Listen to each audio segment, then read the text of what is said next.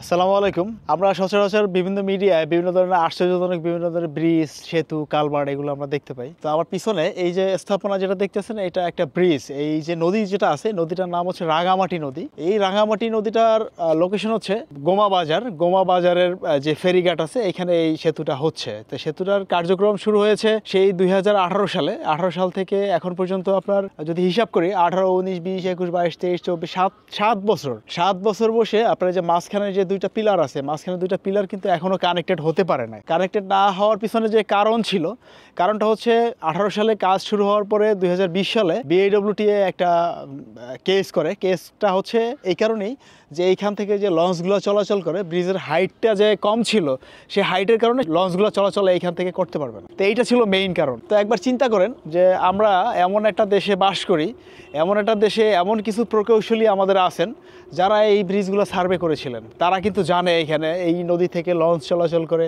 তারা কিন্তু নদীপথে যখন একটা ব্রিজ হয় তখন বিএডব্লিউটিএর ইঞ্জিনিয়াররাও কিন্তু একত্রিত হয়ে জয়েন্ট সার্ভে করার কথা। তো সেই জয়েন্ট সার্ভে কী করছে তারাই জানে। যেসব ইঞ্জিনিয়াররা এইসব কাজ করছে তাদের আসলে পরিচয় দিতে ঘৃণা হচ্ছে। আমিও একজন ইঞ্জিনিয়ার, তাদেরকে পরিচয় দিতে আমার ঘৃণা হচ্ছে। সেই ঘৃণার প্রতিফলন দেখেন 7 বছরে এই ব্রিজটা এখনও সম্পন্ন হয় নাই। এবং যতদূর শোনা যায় যে এখন অল্প একটু হাইট বাড়ানো হয়েছে। ইতিমধ্যে আবার সরকার চেঞ্জ হয়েছে। সরকার চেঞ্জ হওয়ার পরে এখন যে কী অবস্থা হবে আল্লাহ বাবুদ জানে এই ব্রিজ কবে হবে। 2023 সালের দিকে একটা প্রতিবেদন হয়েছিল, সময় টিভি একটা প্রতিবেদন করেছিলেন। তো সময় টিভির প্রতিবেদন অনুযায়ী 2023 সালের শেষের দিকে এই ব্রিজটা আপনার ওপেনিং হওয়ার কথা ছিল। তো সামহাও সেটা হয় নাই, যেহেতু সরকারি কাজ। 2024-এ এসে সেই কাজ সম্পন্ন হওয়ার আগেই যারা ক্ষমতায় ছিলেন, ক্ষমতাশীল দল আসলে চলে গেছেন গুটিয়ে।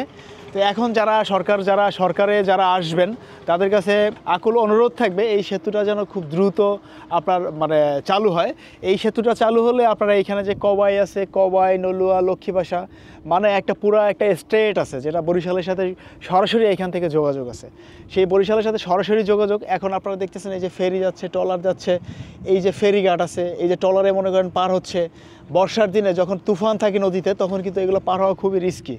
আপনার যারা মহিলা বা বাচ্চা কাচ্চা নিয়ে যারা এখান থেকে পার হতে যায়, এবং আমরা দেখেছি গত 2 বছর আগে আপনার এই যে খেয়াঘাট যেটা ছিল, এই খেয়াঘাটে কিন্তু আপনার একটা নৌ দুর্ঘটনা হয়েছিল। সেই নৌ দুর্ঘটনায় 6 জন না 7 জন মানুষ স্পটে মারা গিয়েছিল।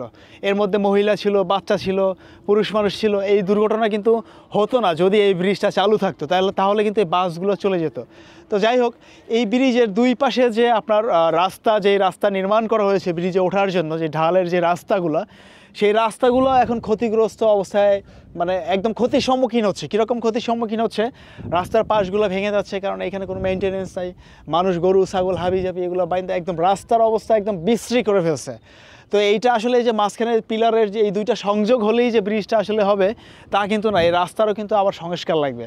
তো আরেকটা যেটা আমার কাছে আরেকটা ফাইন্ডিংস আছে। আরেকটা ফাইন্ডিংসের মধ্যে হচ্ছে ফাইন্ডিংস আসলে এটা ট্রু ফ্যাক্টটা হচ্ছে এইখানে তো এখন নদীর যোগাযোগ, ব্রিজ তো আন্ডার কনস্ট্রাকশন, 7 বছর যাবত আন্ডার কনস্ট্রাকশনে আছে। নদীপথের যোগাযোগ এখানে আছে। নদীপথের রিস্কগুলো তো আমি বললাম, একটা দুর্ঘটনা হয়েছে সেটাও বললাম। কিন্তু এখন যে নদীপথে আপনি সেই দুর্ঘটনা স্কিপ করে, আপনি সেই নিরাপত্তা স্কিপ করে আপনি যে যাবেন এখানে গেলে ওই যে একটা ঘর দেখতেছেন, ওই ঘরটা হচ্ছে আপনার সেই খেয়াঘাটের যে টোল। এই টোলওয়ালার যারা আছে তারা কিন্তু আবার আরেকটা অত্যাচার করে। হ্যাঁ, ঈদ কোরবানি আসলে তারা কিন্তু যে 5 টাকার টোল সেটা কিন্তু 10 টাকা, 15 টাকা, 20 টাকা। একটা মোটরসাইকেল নিয়ে পার হয়ে গেলে তখন তার মনে করেন যদি ব্রিজ থাকতো হয়তো 10 টাকাটা টোল হইতো, কিন্তু এখন একটা মোটরসাইকেল নিয়ে গেলে তাদের 30 টাকা, 40 টাকা, 50 টাকাও দিতে হয়। তো এইটা আসলে আরেকটা অত্যাচার। তো এই অত্যাচার থেকে এই যে আপনার গোমাবাসী, বাঘেরগঞ্জবাসী, বরিশালের সাথে যে যোগাযোগ ব্যবস্থা যেটা এখানে স্থাপিত হবে, সেই যোগাযোগ বাউফলের সাথেও কিন্তু এখানে যোগাযোগ, শুধু যে বাঘেরগঞ্জ থানা তা কিন্তু না, আমরা বাউফল থানার সাথেও এই সড়কেই কিন্তু যোগাযোগ বরিশালের সাথে। তার মানে হচ্ছে একদম ঢাকার সাথেই কিন্তু যোগাযোগ ব্যবস্থা কিন্তু এইখান থেকেই হতে পারে যদি এই ব্রিজটা ঠিকমতো আপনার উদ্বোধন হয়, ওপেনিং হয়। এবং এই যে স্বৈরাচার যারা আছে, এই যে অত্যাচারী যারা আছে, যারা মনে করে যে খেয়াঘাটে ডাক নিয়ে যারা মনে করেন 20 টাকা, 30 টাকা, 40 টাকা, 50 টাকা হাতে এনেছে পাবলিকের, সেই জিনিসটা থেকে মানুষ আসলে খুবই দ্রুত পরিত্রাণ পেতে চায়। তো কর্তৃপক্ষের কাছে আকুল আবেদন থাকবে এই ব্রিজের যে অসম্পূর্ণ যে কাজটা আছে, এটা খুব একটা বেশি কাজ বাকি নাই। এখানে দুইটা পিলার, মাঝখানে একটা পিলারের সাথে 2টা প্লেট সংযোগ হবে।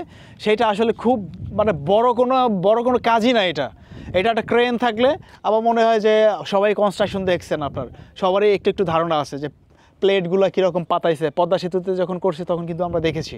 তো এরকম 2টা প্লেট ফালাইতে মানে 1-1.5 মাসের কাজও নয়, এখানে রেনোভেশন করে 1-1.5 মাসের মধ্যে এটা ওপেনিং করা যায় যদি কর্তৃপক্ষ চায়। সবার দৃষ্টি আকর্ষণ করছি এবং আজকের মতো বিদায় নিচ্ছি।